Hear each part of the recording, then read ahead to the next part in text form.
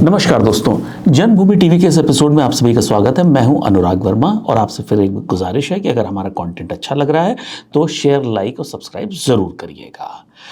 बिहार के चुनाव में वोटिंग में अब शायद कुछ घंटे ही बचे हैं, मतलब घंटों में हम काउंट कर सकते हैं उसको। और वहां पे सबसे बड़ा जो विवाद रहा है वो रहा है मुख्यमंत्री पद का दावेदार कौन होगा। जो सबसे ज्यादा चुनाव में बाकी चीजों से ज्यादा जो चर्चा हुई है वो ये हुई है कि महागठबंधन का चुनाव मुख्यमंत्री पद का दावेदार कौन है और एनडीए का मुख्यमंत्री पद का दावेदार कौन है। कई दावेदार इधर महागठबंधन से भी लोग ताल ठोक के खड़े हैं, उधर एनडीए में भी बहुत सारे लोग दावेदारी दिखा रहे हैं। लेकिन एक पार्टी ऐसी है जो जिसके बारे में बात ना करी जाए तो शायद बिहार इलेक्शन अधूरा रह जाएगा। वहां पे उस पार्टी में पार्टी का कोई कैंडिडेट पे कोई विवाद हो या ना हो, मुख्यमंत्री पद पे कोई विवाद नहीं है। मुख्यमंत्री पद का दावेदार पिछले 5 साल से पक्का है। जी हां, वो हैं पुष्पम प्रिया चौधरी। पुष्पम प्रिया चौधरी शायद बिहार की राजनीति में सबसे खूबसूरत, सबसे पढ़ी लिखी मुख्यमंत्री पद की दावेदार हैं।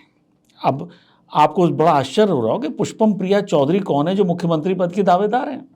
तो मैं इनके बारे में आपको बताऊं, 2020 में इन्होंने एक पार्टी की स्थापना करी, उसका नाम था प्लूरल्स पार्टी। अब प्लूरल्स पार्टी के बारे में ये उन्होंने जो कहा कि प्लूरल्स पार्टी का नाम उन्होंने इसलिए रखा कि इसमें जात धर्म से बड़ी सभी कास्ट, सभी समुदायों को बराबर से हिस्सेदारी दी जाएगी और सबका बराबर से योगदान रहेगा।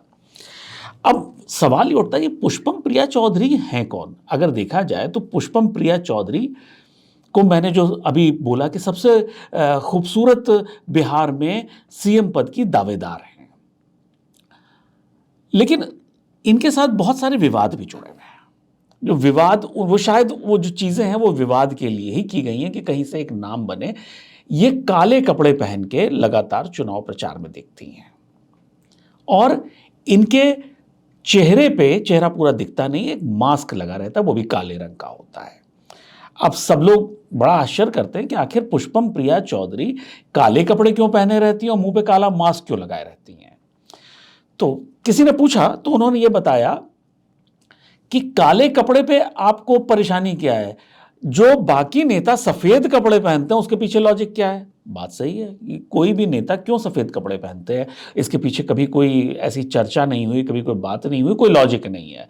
शायद ये कभी माना गया होगा कि राजनीति में बहुत ईमानदारी, सच्चाई, तो सफ़ेद कपड़े पहन के, बट अब तो ना कोई ईमानदारी रही, ना सच्चाई रही, ना पवित्रता रही, तो कपड़ों के रंग का शायद कोई सफ़ेद कपड़ों का कोई ऐसी वो नहीं रह गई। तो पुष्पम प्रिया चौधरी ने घोषणा करके कि वो चूंकि सफ़ेद कपड़े की कोई लॉजिक नहीं है, कोई वो नहीं है, तो वो काले कपड़े पहन के चुनाव प्रचार करेंगी।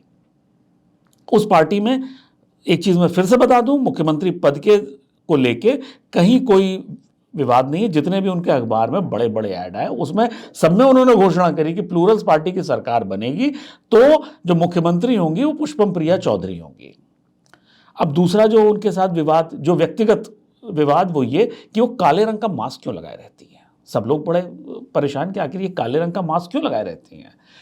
तो जब उनसे पूछा गया तो उन्होंने ये बताया कि जब तक वो चुनाव नहीं जीतेंगे तब तक वो अपना मास्क नहीं उतारेंगे, यानी अपना चेहरा नहीं दिखाएंगे। अब इसके पीछे भी अगर देखा जाए तो कोई ऐसा कोई समझदारी या कोई बहुत कोई ऐसा नहीं, एक तरह से उन्होंने अपने आप को एक अलग खबरों में बनाए रखने के लिए ये काले कपड़े और काले मास्क का उन्होंने शगुफा छोड़ा। लेकिन अच्छी बात है, इस तरह से हम आप बात तो कर रहे हैं कि पुष्पम प्रिया चौधरी कौन है। अब पुष्पम प्रिया चौधरी के परिवार की अगर बात करें, जब वो राजनीति में उनका क्या इंटरेस्ट रहा है, तो पुष्पम प्रिया चौधरी के पिताजी जो थे वो जदयू से विधायक थे, उनकी मृत्यु हो चुकी है। उनके चाचा भी जदयू से ही विधायक थे। उनके जो ग्रैंडफादर थे, उनके जो बाबा थे, जो पहले जो समता पार्टी थी जिसमें सारे बिहार के बड़े बड़े समाजवादी नेता हुआ करते थे, उसमें उसके वो फाउंडर मेंबर्स में से एक थे। तो राजनीति जो है उनके परिवार में, उनको परिवार से ही मिली हुई है, उनको राजनीति में इंटरेस्ट भी रहा ही होगा निश्चित रूप से। अगर उन्होंने पॉलिटिकल पार्टी बनाई है तो राजनीति में उनको इंटरेस्ट था, राजनीति में उन्होंने बातें करी थी। अब एक चीज़ बिहार की राजनीति में बड़ी इंपॉर्टेंट है कि जहाँ पे वहाँ बिहार की राजनीति में जो मुख्यमंत्री पद के जो दूसरे दो ही मुख्यमंत्री पद के दावेदार हैं, वहाँ तो तेजस्वी यादव और पुष्पम प्रिया चौधरी जो डिक्लेयर्ड हैं। तो पुष्पम प्रिया चौधरी जो हैं वो अपने जो मुकाबले में हैं तेजस्वी यादव जी, जिनके बारे में सबसे बड़ी चीज़ कही जा रही है कि वो 9वीं फेल हैं। जो प्रशांत किशोर जी ने उन्हें 9वीं फेल करके बताया हुआ है, तो उनके मुकाबले बहुत पढ़ी लिखी वो हैं। इन्होंने पुणे से पढ़ाई करी, इन्होंने फिर जो है लंदन स्कूल ऑफ इकोनॉमिक्स से पढ़ाई करी, तो काफ़ी पढ़ी लिखी हैं। और 2020 में वो बिहार आई, 2019 में आई। उन्होंने पहले बिहार सरकार के लिए कुछ जो है काम किया, कुछ प्रोजेक्ट्स किए। उसके बाद 2020 में प्लूरल्स पार्टी की स्थापना करी और राजनीति शुरू करी। उनका जो 2020 में भी जो उनका कहना था कि वो सारी 243 सीटों पे अपने प्रत्याशी खड़ी करेंगी। हालांकि कुछ ऐसी मजबूरियां रहीं, टेक्निकल मजबूरियां उसे कह सकते हैं कि पार्टी को चुनाव चिन्ह देर से मिला, पार्टी का रजिस्ट्रेशन देर से हुआ, तो वो सारे प्रत्याशी नहीं खड़ी कर पाए, लेकिन 148 प्रत्याशी उन्होंने खड़े किए। उनका ये भी कहना है कि पूरे जो प्रत्याशी होंगे इस बार भी और पिछली बार भी, उनमें से 50% महिलाएं होंगी। उनका ये मानना है कि अगर महिला मुख्यमंत्री होगी तो प्रदेश में अपराध कम हो जाएगा। अब उसके पीछे मतलब अब तो खैर महिला मुख्यमंत्री जैसे दिल्ली में भी हैं, तो एक तरह से ये माना जाता है कि महिला मुख्यमंत्री होने से एक जो बड़ा मतदाता वर्ग है उससे कनेक्ट अच्छा एस्टैब्लिश होता है। लेकिन पुष्पम प्रिया चौधरी फिलहाल अगर ये माना जाए तो अभी वो कोई मुख्यमंत्री पद की वो कह रही है, लेकिन वो दावेदार नहीं है, ऐसे होने नहीं जा रही हैं। पुष्पम प्रिया चौधरी की जो प्लूरल्स पार्टी है उसका चुनाव चिन्ह है सीटी, तो उससे भी वो सीटी चुनाव चिन्ह से भी बड़ी खुश हैं। क्यों खुश हैं उन्हें पता होगा। उनका मानना है कि अगर वो बनेंगी मुख्यमंत्री तो अपराध खत्म कर देंगी और शिक्षा, स्वास्थ्य और रोजगार पे जबरदस्त उनका काम होगा। अब अगर आज बिहार की राजनीति में देखा जाए तो अगर उनका एजुकेशन में मुकाबले की बात करी जाए तो सिर्फ शायद प्रशांत किशोर से ही हो सकता है, और तो किसी से हो नहीं सकता है। वो फिलहाल दरभंगा से चुनाव लड़ रही, क्योंकि उनको लग रहा था दरभंगा की सीट पे ऐसा हो रहा है जैसे वो फ्रेंडली फाइट हो रही है, तो वहां पे उनको होना चाहिए।